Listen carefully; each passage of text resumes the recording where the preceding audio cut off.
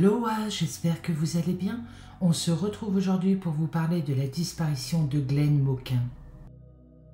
Glenn Mauquin grandit sur la ferme familiale à Chaville, un petit village situé en Outaouais, tout près de la frontière ontarienne.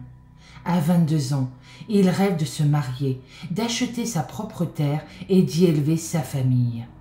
En attendant d'y parvenir, Glenn aide son père Malcolm à l'élevage des veaux, mais au cours de l'été 1993, Glenn travaille surtout pour les Hamilton, qui détiennent une grande ferme au village voisin.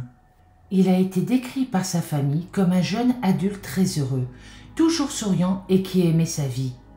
Avant sa disparition, sa petite amie avait récemment déménagé à Winnipeg, au Canada.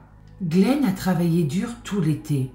Pour le récompenser, les Hamilton lui proposent de les accompagner dans un camp de vacances familial, où ils ont l'habitude d'aller à la fin de la saison estivale. Le camp est situé à Rowley, à environ 45 minutes en voiture de la ville de Rouyn-Noranda. Il y a des camps francophones et anglophones d'une semaine tant pour les enfants que pour les adolescents. Mais Glenn et la famille Hamilton, eux, participeront plutôt au volet familial du camp. Le samedi 7 août 1993, après une semaine passée au camp Jolie Bay, Glenn et les Hamilton se préparent pour le retour. Quelques minutes avant que la famille Hamilton soit sur le point de quitter le camp, Glenn leur a dit qu'il aimerait rester au camp une semaine supplémentaire et a proposé au propriétaire du camp de travailler dans la cuisine du camp en échange. La famille Hamilton est surprise, mais n'y voit rien de mal, car il s'agit d'un adulte de 22 ans qui a terminé le travail qu'il devait faire à leur ferme. Le 8 août 1993, Glenn reste éveillé une bonne partie de la nuit à parler avec certains membres du personnel de cuisine du camp. Ils semblent tous très bien s'entendre et sont amicaux les uns avec les autres. Le matin du 9 août 1993, Glenn va travailler à la cuisine du camp, mais prétend avoir un terrible mal de tête, alors juste après le petit déjeuner. Il quitte la cuisine et se rend à la crèche du camp. Il y reste quelques heures et retourne en cuisine pour l'heure du déjeuner. Mais quelques minutes après son retour, il dit à l'un des cuisiniers qu'il ne se sent toujours pas bien et qu'il doit retourner dans sa cabane pour se reposer.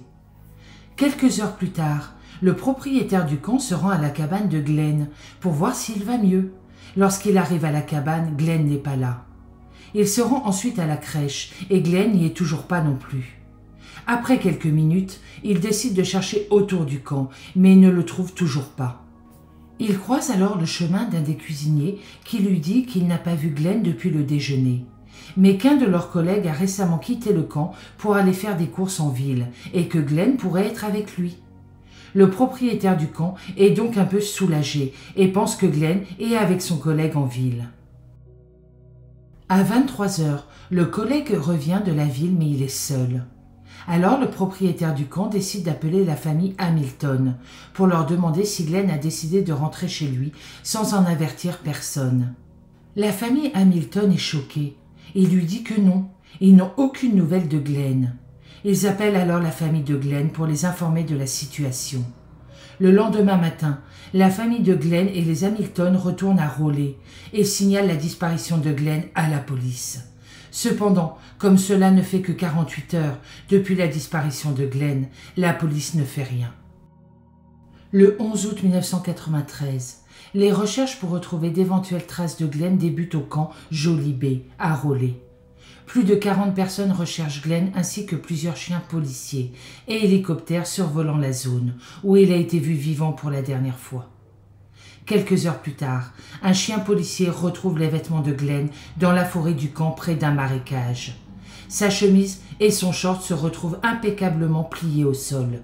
Son portefeuille est retrouvé à quelques mètres, mais tout son argent et ses cartes ont disparu, en plus de sa carte d'identité. Son ancienne paire de chaussures est également retrouvée près des vêtements, mais sa nouvelle paire de chaussures ainsi que ses sous-vêtements et sa toute nouvelle montre qu'il avait achetée à Raleigh quelques jours plus tôt ne sont pas sur les lieux. Il n'y a absolument aucune trace ou indice sur la localisation sur les lieux. 2 jours avant sa disparition, Glenn et des amis s'étaient rendus à une épicerie pour acheter diverses choses, du dentifrice, une brosse à dents et une nouvelle montre. La montre n'a jamais été retrouvée. Le gérant du magasin se souvient très bien d'avoir vendu cette montre à Glenn, car il y avait fait un prix d'amis. La découverte des vêtements et de son porte-monnaie est un choc pour les membres de la famille et le personnel du camp. Comment expliquer qu'on retrouve un chandail, un pantalon bien plié dans un marécage? Surtout, où est passée sa nouvelle montre, son argent, ses sous-vêtements et une paire de chaussures neuves, achetées 2 semaines auparavant? Aucune trace de violence n'a été détectée sur les lieux. Après avoir répertorié ses effets personnels, il se rend compte qu'il y a plusieurs objets manquants. Comme je vous l'ai dit, sa montre, des sous-vêtements, de l'argent, ses cartes de crédit, sa carte d'identité. Malgré cette découverte, l'enquête stagne rapidement et les recherches sont abandonnées.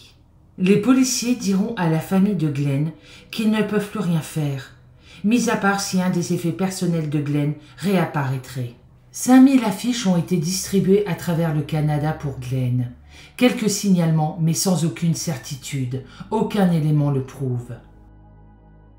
17 ans se sont écoulés depuis la disparition de Glenn, qui était alors âgé de 22 ans. Malgré les recherches, les campagnes d'affichage, les articles dans les journaux, malgré aussi une récompense de 2000 $, Glenn n'a jamais été retrouvé. La théorie selon laquelle il aurait pu se noyer accidentellement dans le marais a été rejetée car les multiples recherches n'ont rien trouvé qui puisse conduire à cela. La théorie du suicide a été brièvement explorée par les enquêteurs. Mais la mère de Glenn est extrêmement persistante sur le fait qu'il n'aurait jamais fait une telle chose, car il était un gars heureux et aussi un fervent chrétien, et le suicide allait à l'encontre de ses valeurs. Et son corps n'a jamais été retrouvé. Il y a une autre théorie qui dit qu'il aurait peut-être décidé de disparaître et d'aller commencer une nouvelle vie ailleurs. Mais cela fait presque 30 ans maintenant, et toujours aucun signe de lui ou aucun nouvel indice qui pourrait conduire à cela. Son père ignore ce qui a pu se passer, mais il est convaincu que son fils ne s'est pas ôté la vie. Il était chrétien et sa religion était très importante pour lui. Il était entouré de beaucoup d'amis. Tout le monde aimait Glenn. Pour son père, cela reste un acte criminel, ou peut-être que Glenn aurait perdu la mémoire suite à son mal de tête. Pour sa maman, elle pensera aussi à un acte criminel. Tous ceux qui connaissaient Glenn sont certains que Glenn n'aurait jamais mis fin à ses jours, ni ne serait parti volontairement. Pour eux, également, Glenn aurait fait une mauvaise rencontre, peut-être un vol qui aurait mal tourné. Mais personne ne comprend, car Glenn n'avait pas d'ennemis, personne ne lui voulait du mal, c'était une personne sans histoire. Pour le directeur du camp, Glenn est vivant quelque part. Ne pas savoir a longtemps été, et c'est toujours le cas aujourd'hui, extrêmement difficile pour la famille et les proches de Glenn. Pour son père, cela a été très dur, sachant que Glenn avait l'habitude de travailler avec son père à la ferme. Son père dira qu'il doit continuer à vivre pour savoir ce qui est arrivé à son fils. Mais cela a été très dur pendant plusieurs années. Perdre un enfant, il n'y a rien de pire que ça. Un travail de vieillissement de la photo de Glenn est en cours. Sa famille s'accroche encore à l'espoir que quelqu'un aurait vu quelque chose. À ce jour, Glenn est toujours porté disparu. C'est la fin de cette triste histoire. Je suis désolée, c'est assez court car je n'ai pas d'autres informations.